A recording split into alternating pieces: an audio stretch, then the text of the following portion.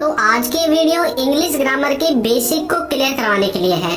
कुछ बच्चे ऐसे हैं जिनका अभी इंग्लिश ग्रामर का बेसिक ही क्लियर नहीं है। उनको यही नहीं पता होता है कि किस स्ट्रक्चर का यूज करके हमें इंग्लिश के सेंटेंसेस को बनाना है, किस स्ट्रक्चर का यूज करके हमें हिंदी से इंग्लिश में ट्रांसलेट करना है, और उस स्ट्रक्चर में जो जो वर्ड्स आते हैं उनको किस तरह से यूज करते हैं।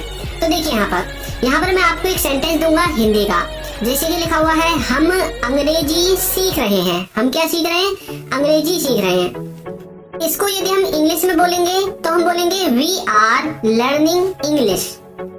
यहाँ पर जो हमने हिंदी से इंग्लिश में जो ट्रांसलेशन किया है, ये हमें कैसे पता चला कि भाई ये जो वी है ये पहले ही आएगा, या फिर ये जो यहाँ पर आर है ये यहाँ पर यहीं पर आएगा, या फिर इसके स्थान पर हम किसी और का यूज नहीं कर सकते। हमें ये सारी चीजें कैसे पता चलती हैं? तो देखिए यहाँ पर जो ये वी है ये है आपका यहाँ पर सब्जेक्ट, ठीक है। यहाँ पर जो आर है ये है आपकी हेल्पिंग वर्ब, और यहाँ पर जो लर्निंग है ये है आपकी एक तरह से मेन वर्ब, और यहाँ पर जो इंग्लिश है ये आपका एक तरह से ऑब्जेक्ट हो जाएगा। अब यहाँ पर देखिए subject, helping verb, main verb और ऑब्जेक्ट, ये चार चीजें निकलकर सामने आई जब हमने इस वाले सेंटेंस को ट्रांसलेट करके देखा। तो ये जो चीजें हैं ये होती क्या हैं और इन सब का हम किस तरह से यूज करते हैं, और सेंटेंस में क्या ये सब्जेक्ट सबसे पहले ही आएगा और इसके बाद ये हेल्पिंग वर्ब हमेशा पहले आएगी, या फिर यहाँ पर भी आ सकती है ये जो हेल्पिंग वर्ब है ये आपकी सब्जेक्ट के बाद आएगी, या फिर इससे पहले भी कभी आ सकती है। तो ये सारा जो डिस्कशन है वो आज हम क्लियर करने वाले हैं। तो चलिए वीडियो को शुरू करते हैं। तो अभी हमने यहाँ पर क्या सीखा है? हमने सीखा है कि किसी भी सेंटेंस को बनाने के लिए उसमें हमें एक सब्जेक्ट की जरूरत होगी, एक हेल्पिंग वर्ब की जरूरत होगी, एक वर्ब यानी कि जिसे आप मेन वर्ब कहते हैं उसकी जरूरत होगी, और एक ऑब्जेक्ट की जरूरत होगी। तो सब्जेक्ट को हिंदी में हम कहते हैं कर्ता, हेल्पिंग वर्ब को हिंदी में हम बोलते हैं सहायक क्रिया, और इसी तरह से जो आपके वर्ब होती है, मेन वर्ब होती है, इसको हम कहते हैं मुख्य क्रिया, ठीक है। अब ये जो आपका सब्जेक्ट है, हेल्पिंग वर्ब है और ऑब्जेक्ट है, इनको यदि हम एक सीरीज में लगाएं तो ये कुछ इस तरह से निकलेंगे, सब्जेक्ट, हेल्पिंग वर्ब और ऑब्जेक्ट। यही वो फॉर्मूला है जिसके द्वारा इंग्लिश के किसी भी सेंटेंस को आप आसानी से बना सकते हैं। हिंदी से जब इंग्लिश में ट्रांसलेट करोगे तो किसी भी सेंटेंस को आसानी से आप ट्रांसलेट कर सकते हैं। इसे आप मास्टर फॉर्मूला भी कह सकते हैं। इसी के द्वारा आपके सभी simple sentences, negative sentences, interrogative sentences और नेगेटिव इंटरोगेटिव सब तरह के सेंटेंसेस बनेंगे, चाहे वो किसी भी तरह का क्यों ना हो। यहाँ पर जो हेल्पिंग वर्ब है, इंटरोगेटिव के केस में इसको हम सब्जेक्ट से आगे लिख देते हैं, बाकी इस्तेमाल आपका ये वाला फॉर्मूला होता है, ठीक है। तो यहाँ तक आपको थोड़ा सा डाउट क्लियर हुआ होगा। तो देखिए यदि अभी तक आपने हमारे कोर्स को ज्वाइन नहीं किया है तो इसका लिंक आपको नीचे डिस्क्रिप्शन बॉक्स में मिल जाएगा, वहां से जाकर आप इसको ज्वाइन कर सकते हैं। इसमें हमने बेसिक से एडवांस लेवल तक इंग्लिश ग्रामर को कवर कराया है। इंग्लिश के सभी क्लास नोट्स आपको मिलेंगे, बच्चों के साथ प्रैक्टिस करने का मौका मिलेगा, A to Z video lectures, practice quiz और लास्ट में कोर्स सर्टिफिकेट भी आपको दिया जाएगा। ये जो कोर्स होगा इसका जो प्राइस है वो है 299, सिर्फ 299 रुपए है। जाकर ज्वाइन कर लीजिए, बाद में इसका जो प्राइस है वो बढ़ भी सकता है। तो लिंक डिस्क्रिप्शन बॉक्स में है, वहां से जाकर आप इसको ज्वाइन कर सकते हैं। कुछ बच्चे बोल रहे थे कि सर हमें ई बुक्स चाहिए, तो इनका लिंक भी आपको नीचे डिस्क्रिप्शन में मिल जाएगा, वहां से जाकर आप इनको भी डाउनलोड कर सकते हैं, ठीक है। तो चलिए आगे बढ़ते हैं और अपने कॉन्सेप्ट को और ज्यादा मजबूत करते हैं। अभी देखिए हमने जो सेंटेंस का जो स्ट्रक्चर पढ़ा था ना पीछे, उसमें जो आपका ये जो सब्जेक्ट था, है ना, ये जो सब्जेक्ट था ना, इसको अलग से डिवाइड किया गया है। जैसे हमने देखा था पीछे सब्जेक्ट, हेल्पिंग वर्ब और ऑब्जेक्ट। तो ये जो सब्जेक्ट है इसको 3 भागों में बांटा गया है। एक होता है फर्स्ट पर्सन, एक होता है सेकंड पर्सन और एक होता है आपका थर्ड पर्सन, ठीक है। अब ये जो फर्स्ट पर्सन, सेकंड पर्सन और जो थर्ड पर्सन है, इनके हिसाब से ही आपकी क्या लगती है? हेल्पिंग वर्ब लगती है। तो ये जो पर्सन कॉन्सेप्ट होता है इसके अंदर आपके आते हैं ही, सी, इट, वी, यू, दे, आई, या फिर किसी व्यक्ति का नाम, ये सारी चीजें इसके अंदर आती हैं। और इसके अलावा बहुत सारे वर्ड्स हैं जो इसके अंदर काउंट किए जाते हैं। और यहाँ पर देखिए ये जो पर्सन कॉन्सेप्ट है, जो मैंने first person, second person, third person लिखा है, ये सिर्फ और सिर्फ आपका यहाँ पर यूज होगा सब्जेक्ट के स्थान पर, ठीक है, सब्जेक्ट के स्थान पर। और बाकी ऑब्जेक्ट के स्थान पर कैसे यूज होगा वो मैं आपको आगे बताऊंगा। अभी फिलहाल मैं आपको सब्जेक्ट के स्थान पर यूज करना सिखाऊंगा। तो यहाँ पर समझ में आया? अब देखिए ये जो पर्सन कॉन्सेप्ट अभी हमने पढ़ा था पीछे, फर्स्ट, सेकंड और थर्ड, यहाँ पर देखिए पर्सन में फर्स्ट, सेकंड और थर्ड अब ये जो पर्सन कॉन्सेप्ट है इसमें सिंगुलर और प्लूरल दो तरह के जो वर्ड्स होते हैं। सिंगुलर का मतलब होता है एक वचन, प्लूरल का मतलब होता है बहुवचन। और यहाँ पर अबाउट का मतलब है कि मैंने इनके बारे में कुछ लिखा है। तो देखिए ये जो फर्स्ट पर्सन है इसमें सिंगुलर में आता है आपका आई को हिंदी में हम बोलते हैं मैं, ये तो आपको पता है। और वी ये आता है प्लूरल में, इसको वी को हम हिंदी में बोलते हैं हम। तो आई का मतलब हो गया मैं और वी का मतलब हो गया हम। अब देखिए सिंगुलर का मतलब होता है एक व्यक्ति या फिर एक वस्तु के बारे में जब बात की जाएगी। अब जैसे कि मैं इस वीडियो को अकेला बना रहा हूँ तो यहाँ पर मैं सिंगल हूँ तो मैं सिंगुलर का इस्तेमाल करूंगा। और यदि मैं एक से ज्यादा होता, यदि हम दो होते, दो से ज्यादा होते, तब मैं यहाँ पर प्लूरल का इस्तेमाल करता यानी कि वी का, अपने लिए वी का इस्तेमाल करता क्योंकि हमारी पूरी टीम है यहाँ पर, ठीक है। तो फर्स्ट पर्सन का मतलब क्या होता है? फर्स्ट पर्सन का मतलब होता है जो बोलता है। अब जैसे कि यहाँ पर मैं बोल रहा हूँ तो मैं यहाँ पर क्या हूँ? फर्स्ट पर्सन हूँ। अब फर्स्ट पर्सन में मुझे ये देखना होगा कि हम सिंगुलर हैं या प्लूरल हैं। अब मैं अकेला हूँ तो मैं आई लिख दूंगा, यदि मैं मेरे साथ एक व्यक्ति और है या फिर दो से हम ज्यादा हैं तो हम वी का इस्तेमाल करेंगे, ठीक है। तो फर्स्ट पर्सन मतलब जो बोलता है या फिर जो काम को करता है ना, तो उसमें जो काम को करने वाला है उसी को आप फर्स्ट पर्सन कह सकते हैं। सेकंड देखिए, जो आपका सेकंड पर्सन है इसमें आप सिंगुलर में भी यू का इस्तेमाल करते हैं और प्लूरल में भी यू का ही इस्तेमाल करते हैं। अब देखिए कैसे, जैसे कि आपने अपने घर में देखा होगा कि आप एक व्यक्ति के लिए भी तुम का इस्तेमाल कर देते हैं, जैसे कि तुम चले जाओ, एक के लिए आपने बोल दिया।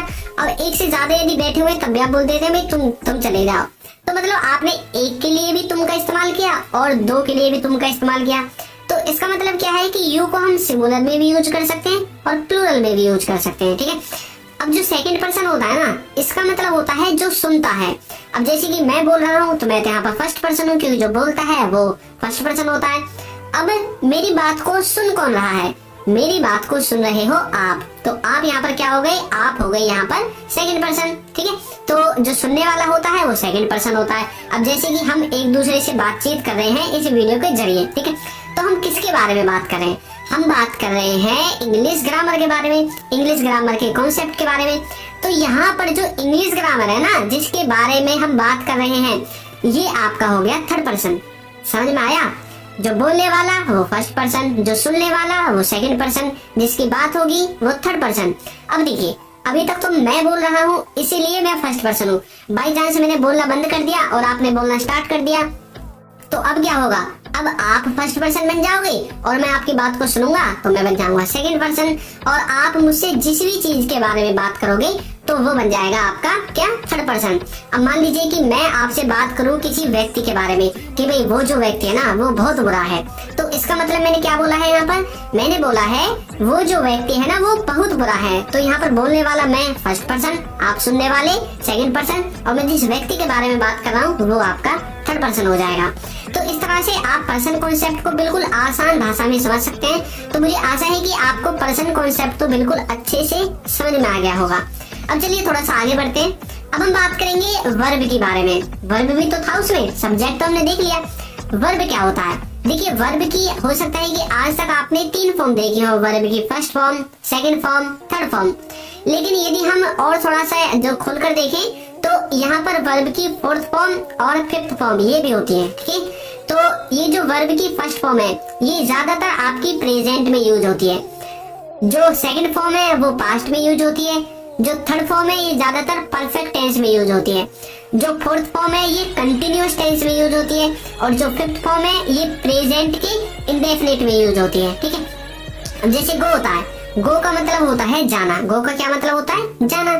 तो गो अपने आप में एक वर्ब है, ठीक है। तो गो की सेकंड फॉर्म हो गई वेंट, थर्ड फॉर्म हो गई गॉन, और फोर्थ फॉर्म हो गई गोइंग, और फिफ्थ फॉर्म हो गई गोज। तो इसका मतलब यहाँ पर क्या हुआ कि हम जो पढ़ते हैं ना कंटिन्यूअस टेंस में वर्ब की फर्स्ट फॉर्म के साथ आईएनजी लगाकर, असलियत में वो वर्ब की फोर्थ फॉर्म होती है। और जो हम वर्ब की फर्स्ट फॉर्म के साथ एस या ईएस पढ़ते हैं ना प्रेजेंट इंडेफिनिट में, यदि आपको टेंसेस आते हैं तो असलियत में वो आपकी वर्ब की 5वीं फॉर्म होती है, यानी कि फिफ्थ फॉर्म, ठीक है। इसी तरह से डू होता है। ये जो डू है ना ये आपका मेन वर्ब की तरह भी काम करता है, हेल्पिंग वर्ब की तरह भी काम करता है। मेन वर्ब में इसका मतलब होता है करना। देखिए डू की सेकंड फॉर्म होगी डिड, थर्ड फॉर्म होगी डन, फोर्थ फॉर्म होगी डूइंग और फिफ्थ फॉर्म होगी डज। तो do did done doing does, ठीक है। इसी तरह से जो ईट होता है ना, ईट को कहते हैं हिंदी में खाना। तो ईट की first form eat, second form ate, third form eaten और फोर्थ फॉर्म होगी ईटिंग और उसके बाद ईट्स हो जाएगी। अब यहाँ पर मैं आपको एक बात बता दूं कि यहाँ पर तो मैंने 3 ही वर्ब की फॉर्म्स लिखी है, इसके अलावा बहुत सारी होती हैं। तो आपको सभी को याद करने की या फिर रटने की जरूरत नहीं है। जो आपकी डेली बेसिस की होती है, यानी कि जिन्हें आप रोजाना बोलते हैं ना, जिन कामों को आप रोजाना करते हैं बोलते हैं, उन सबको आप एक कॉपी में लिख लीजिए। और कॉपी में लिखने के बाद उन सबको पहले तो हिंदी में लिखना है। हिंदी में लिखने के बाद गूगल ट्रांसलेट से इंग्लिश में ट्रांसलेट करिए। उसके बाद देखिए आपके पास हिंदी में हो जाएगी, इंग्लिश में हो जाएगी और उन इंग्लिश के वर्ड्स को आप याद कर लीजिए। ठीक है, ये सबसे आसान भाषा होगा, मतलब आसान रास्ता होगा जिससे कि आप आसानी से वर्ब की फॉर्म्स को याद कर सकते हैं। अब देखिए, अब हम देखने वाले हैं कि ये जो सब्जेक्ट है ना, ये तो हमने देख लिया क्या होता है। सब्जेक्ट के अंदर होता है पर्सन कॉन्सेप्ट। पर्सन कॉन्सेप्ट मैंने पढ़ा था, first person, second person, third person. अब हमें ये तो पता चले कि आखिर ये सब्जेक्ट है क्या, हम सेंटेंस में कैसे पहचानेंगे सब्जेक्ट को। पर्सन कॉन्सेप्ट तो हमने पहचान लिया, सब्जेक्ट के अंदर होता है, उसमें 3 तरह की चीज आई हैं, first person, second person, third person. लेकिन हमें कैसे पता चलेगा? ठीक है, अब देखिए ये जो सब्जेक्ट है ना, इस सब्जेक्ट को हिंदी में हम कहते हैं कर्ता। कर्ता का हिंदी में मतलब यदि इसको खोल कर देखें तो इसका अर्थ होता है वाक्य में काम को करने वाला। जो भी काम को करने वाला होगा वही आपका सब्जेक्ट होगा। अब जैसे कि यहाँ पर इस वीडियो के द्वारा मैं आपको पढ़ा रहा हूँ, तो मतलब ये जो पढ़ाने का काम है ना, इसको कौन कर रहा है? मैं कर रहा हूँ ना। तो यहाँ पर मैं आपका क्या हूँ? मैं आपका सब्जेक्ट हूँ। अब सब्जेक्ट को हम कैसे लिखेंगे? पर्सन के टर्म में। तो पर्सन के अंदर first person, second person, third person ये आएंगे। अब मैं यहाँ पर काम को करने वाला भी हूँ और मैं बोलने वाला भी हूँ, तो इसका मतलब हो गया मैं सब्जेक्ट भी हूँ और मैं फर्स्ट पर्सन के अंदर आता हूँ। अब फर्स्ट पर्सन के अंदर मैं हूँ क्या? फर्स्ट पर्सन के अंदर मैं सिंगुलर हूँ, प्लूरल हूँ, तो मैं हूँ सिंगुलर। तो यहाँ पर क्या हो गया? मैं हो गया आई। ठीक है, तो यदि हम एक से ज्यादा होते तो हम वी का इस्तेमाल करते। एग्जाम्पल देखिए, जैसे कि सीता घर जा रही है। सीता क्या कहाँ जा रही है? घर को जा रही है। ठीक है, तो घर को जो जाने का काम है वो कौन कर रही है? सीता कर रही है। तो काम को करने वाला होता है सब्जेक्ट। तो सीता ने किया है घर जाने का काम, तो सीता हो गई आपकी सब्जेक्ट। ठीक है, तो हम कैसे बोलेंगे? Sita is going home. तो सीता आपकी सब्जेक्ट है, इज आपकी हेल्पिंग वर्ब है, ये गोइंग आपकी वर्ब है। मैंने आपको स्ट्रक्चर बताया था ना, सबसे पहले सब्जेक्ट आएगा, फिर हेल्पिंग वर्ब आएगी, फिर गोइंग मतलब जो वर्ब है वो आएगी और फिर ऑब्जेक्ट आएगा, है ना। तो उसी के हिसाब से बनेंगे। तो काम को करने वाला क्या हो गया? सब्जेक्ट। तो सीता क्या है? डूअर है, यानी कि काम को करने वाली है। अब यहाँ पर है वह खेलता है। तो कौन खेलता है? वह खेलता है। वह कौन है? वह यहाँ पर सब्जेक्ट है, काम को करने वाला है। वैसे तो ये जो वह है ना, ये थर्ड पर्सन के अंदर आता है। हम जैसे मैं बोलने लगूं आपसे कि भाई वह खेलता है यहाँ पर, तो मैं आपसे किसके बारे में बात कर रहा हूँ? किसी थर्ड व्यक्ति के बारे में बात कर रहा हूँ। तो वैसे तो ये आपका थर्ड पर्सन के अंदर आएगा, लेकिन हम यहाँ पर बात कर रहे हैं सब्जेक्ट की। तो सब्जेक्ट क्या है यहाँ पर? काम को करने वाला। तो वह खेलता है, तो ही प्लेज। ऊपर वाला जो सेंटेंस था वो प्रेजेंट के कंटिन्यूअस का था, और जो नीचे वाला ये ही प्लेज है ये प्रेजेंट के इंडेफिनिट का है। राहुल जा चुका है, तो जाने का काम किसने किया है? राहुल ने। तो राहुल कौन है? सब्जेक्ट है, तो राहुल मतलब सब्जेक्ट। अब राहुल जा चुका है, टेंस है, प्रेजेंट का परफेक्ट। तो काम को करने वाला राहुल है, तो राहुल आपका सब्जेक्ट है। ठीक है, तो इस तरह से आप सब्जेक्ट को देख सकते हैं, यानी कि जो भी आपके काम को करने वाला होगा वो ही आपका क्या कहलाएगा? वो ही आपका सब्जेक्ट कहलाएगा। ठीक है, आगे देखते हैं। नेक्स्ट है हमारी हेल्पिंग वर्ब। हेल्पिंग वर्ब का मतलब होता है जो हमें समय और सब्जेक्ट के बारे में जानकारी देते हैं। जो शब्द हमें समय और सब्जेक्ट के बारे में जानकारी देते हैं उनको हम हेल्पिंग वर्ब कहते हैं। ठीक है, अब ये जो हेल्पिंग वर्ब है ना, इसको हिंदी में हम क्या बोलते हैं? सहायक क्रिया, जो कि हमने सबसे शुरू में देखा था। ठीक है, हेल्पिंग वर्ब को हिंदी में कहते हैं सहायक क्रिया। देखिए, ये जो सहायक क्रिया है ये सब्जेक्ट के बाद आती है। मैंने आपको बताया था ना, सबसे पहले सब्जेक्ट आएगा, फिर हेल्पिंग वर्ब, फिर वर्ब और फिर ऑब्जेक्ट। मैंने लिखा है पापा घर पहुंच गए हैं। ठीक है, तो हमें कैसे पता चला कि ये जो सेंटेंस है ये प्रेजेंट का है, पास्ट का है या फ्यूचर का है? क्योंकि हमने अभी पढ़ा है हेल्पिंग वर्ब हमें समय के बारे में बताता है। ठीक है, तो समय यानी कि प्रेजेंट, पास्ट, फ्यूचर, यानी कि वर्तमान, भूतकाल और भविष्यकाल। तो कैसे पता चलेगा? ये हमें हेल्पिंग वर्ब से पता चलेगा। इंग्लिश में यदि लिखा हुआ है पापा हैज रीच्ड होम, तो ये जो हैज है ना, ये प्रेजेंट में यूज होते हैं, परफेक्ट में। तो मतलब ये प्रेजेंट का सेंटेंस है, प्रेजेंट के बारे में बात कर रहे हैं, ठीक है। तो यहाँ से तो हमें इंग्लिश में पता चलता है, हिंदी में हमें लास्ट के वाक्यों से पता चलता है, गया है, लिया है, दिया है, चुका है ना। तो यहाँ से हमें पता चलता है। ये हमें हेल्पिंग वर्ब के बारे में बताते हैं। अब देखिए, ये जो हेल्पिंग वर्ब है ये हमें समय के बारे में तो बता रही है, सब्जेक्ट के बारे में भी बता रही है। कैसे? घर पहुंचने का काम किसने किया है? पापा ने। तो पापा यहाँ पर अकेले हैं, तो मतलब आपके थर्ड पर्सन के अंदर तो आएंगे, लेकिन एक व्यक्ति है, तो इसीलिए हमने थर्ड पर्सन और एक व्यक्ति है यानी कि सिंगुलर है, तो थर्ड पर्सन सिंगुलर के साथ हैज का इस्तेमाल किया है। यदि यहाँ पर पापा के स्थान पर एक व्यक्ति और होता है, यानी कि पापा के साथ एक व्यक्ति और होता, तो हम हैज का इस्तेमाल नहीं करते, तब हम हैव का इस्तेमाल करते, क्योंकि अभी तो ये थर्ड पर्सन सिंगुलर है इसलिए हैज यूज हो गया। लेकिन यदि ये प्लूरल हो जाता तो हम हैव का इस्तेमाल करते। तो ये जो हेल्पिंग वर्ब है ना, ये सब्जेक्ट के ऊपर भी डिपेंड करती है, यानी कि सब्जेक्ट के बारे में भी बताएगी और समय के बारे में भी बताएगी। जैसे कि वह खाना खा लेगा, वह क्या कर लेगा? खाना खा लेगा। तो यहाँ पर खाने के काम को कर लेगा, यानी कि आने वाले समय के बारे में बात की जा रही है, भविष्य काल के बारे में बात की जा रही है। तो बोलेंगे ही विल ईट फूड। अब यहाँ पर देखिए, ही क्या है? सब्जेक्ट है, क्योंकि वह है जो काम को कर लेगा, काम को करने वाला सब्जेक्ट, तो वह कौन है? सब्जेक्ट है। तो वह क्या कर लेगा? खाना खा लेगा। तो आने वाले समय में खाएगा, समय क्या है? फ्यूचर का है, तो फ्यूचर में हम विल का इस्तेमाल करते हैं, ठीक है। तो ही विल ईट फूड, ईट आपकी वर्ब है और फूड आपका ऑब्जेक्ट है। तुमने उससे पूछा, हम किसी से पूछ रहे हैं, मैं तुमने उससे पूछा, जो मैंने तुमसे बोला था, तुमने उससे पूछा कि नहीं पूछा? वो बोलेगा भाई मैंने नहीं पूछा, तो मतलब हम बोलेंगे इंग्लिश में डिड यू आस्क। तो यहाँ पर जो डिड है ना, अब यहाँ पर ये इंटरोगेटिव की तरह यूज किया गया है, क्वेश्चन मार्क की तरह। तो मैंने बोला था इंटरोगेटिव में ये जो हेल्पिंग वर्ब है ना, ये उठकर सब्जेक्ट से आगे आ जाएगी। तो देखिए, काम को करने वाला क्या था? तुम। तो तुम हमने सब्जेक्ट यानी कि यू। अब इससे पहले हमें डिड को लिखना है, क्योंकि हमें इंटरोगेटिव बनाना है। तो हेल्पिंग वर्ब जब भी सब्जेक्ट से आगे आएगी तो आपको समझ जाना है कि ये कोई सवाल पूछा गया है, ठीक है, यानी कि इंटरोगेटिव है, प्रश्नवाचक है। हेल्पिंग वर्ब हमें ये चीज बताती है। वर्ब का मतलब होता है जो काम सब्जेक्ट करता है, जो भी काम सब्जेक्ट के द्वारा किया जाता है सेंटेंस में, उसी को हम वर्ब कहते हैं, ठीक है। जो काम क्या करता है? सब्जेक्ट करता है। देखिए, जैसे कि राम दूध बेच रहा है। अब राम जो है वो किस काम को कर रहा है? भाई राम यहाँ पर कर रहा है दूध को बेचने का काम, तो राम के द्वारा बेचने का काम किया गया है। तो जो सब्जेक्ट काम करता है वो वर्ब है, और बेचने का काम किया गया है, जो कि मैंने अंडरलाइन किया दिया है। तो बेचना, बेचने को इंग्लिश में कहते हैं सेल। अब ये आईएनजी वाईएनजी कैसे लग गया? क्योंकि ये जो काम है ना, ये जो सेंटेंस है, ये प्रेजेंट की कंटिन्यूअस का है, तो उसमें हम हेल्पिंग वर्ब के बाद जो वर्ब आएगी ना, उसमें आईएनजी लगाते हैं। वैसे तो सेल का मतलब होता है बेचना, SELL। ये आईएनजी एक्स्ट्रा इसीलिए आया है क्योंकि वर्ब की फर्स्ट फॉर्म में आईएनजी आता है प्रेजेंट की कंटिन्यूअस में। तो राम दूध बेच रहा है, राम इज सेलिंग मिल्क। वह बगीचे में खेलता है। तो यहाँ पर कहाँ पर क्या काम की बात की गई है? खेलने की बात की गई है। किसके द्वारा? वह के द्वारा। ऊपर राम के द्वारा काम किया गया था बेचने का, तो जो काम को करता है वो सब्जेक्ट है ना। राम कर रहा है ना दूध को बेचने का काम, तो राम तो सब्जेक्ट है। अब काम कर रहा है, यानी कि अभी की बात की जा रही है, प्रेजेंट की।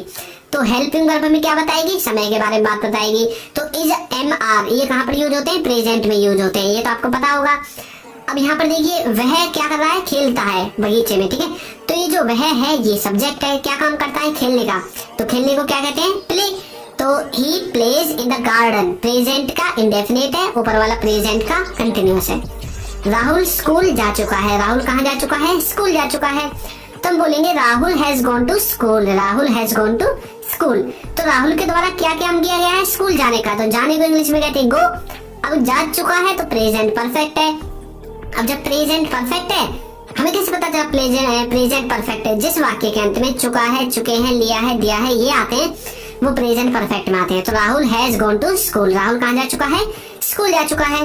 तो इस तरह से आप इस वर्ब को आसानी से देख सकते हैं, ठीक है। तो वर्ब आपके समझ में आ गई होगी, जो काम सब्जेक्ट करता है। ऑब्जेक्ट का मतलब होता है जिस पर सब्जेक्ट काम करता है, जिस पर सब्जेक्ट के द्वारा काम किया जाता है, यानी कि जो रिसीवर होता है। सब्जेक्ट तो होता है डूअर और ऑब्जेक्ट होता है रिसीवर। तो सब्जेक्ट काम करेगा, ऑब्जेक्ट रिसीव करेगा। जिस पर सब्जेक्ट काम करता है ऑब्जेक्ट कहलाता है। जैसे कि राम क्या कर रहा है? दूध बेच रहा है। अब राम तो है काम को करने वाला, तो राम बन गया सब्जेक्ट। राम क्या काम कर रहा है? बेचने का काम कर रहा है, तो बेचना हो गया वर्ब।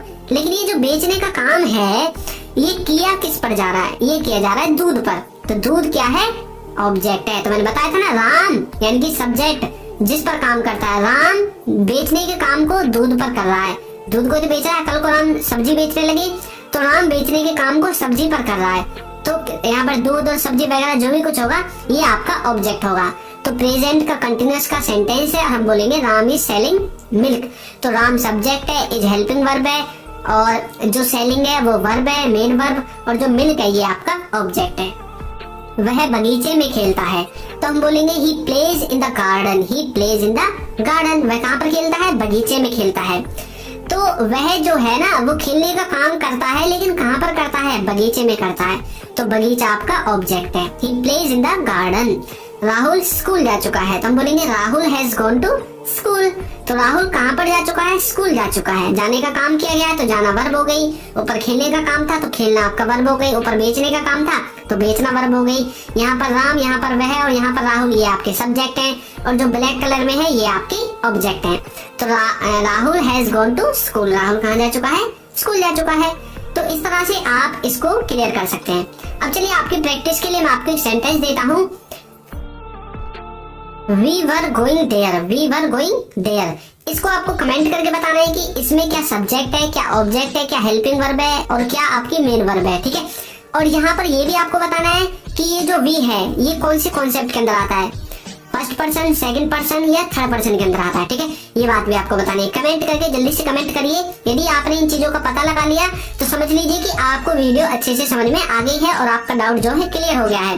यदि अभी भी आपको कंफ्यूजन हो रहा है कि आपको समझ में नहीं आ रहा है तो आप वीडियो को एक बार शुरू से देख लीजिए। इस बार थोड़ा सा आप स्पीड को तेज करके देख लेना जिससे कि आपको टाइम कम लगे।